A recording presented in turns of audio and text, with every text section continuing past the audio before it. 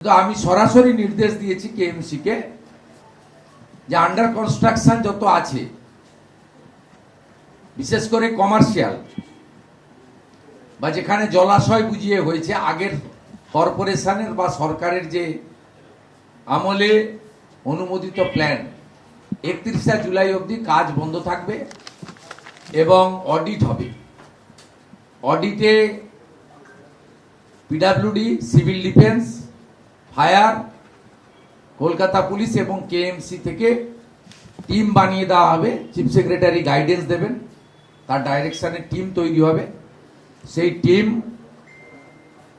Site plan, building plan এবং spot তিনটে visit করে একটা রিপোর্ট বানাবেন।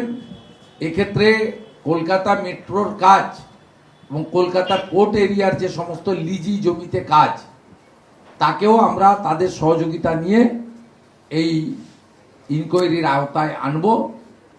এনে আমরা তাদেরকে, যাদের সব ঠিকঠাক আছে, তারা আগস্টের 1 তারিখ থেকে পুনরায় কাজ করতে পারবেন। এক্ষেত্রে জরুরি পরিষেবা সংক্রান্ত কাজ বাদ থাকবে।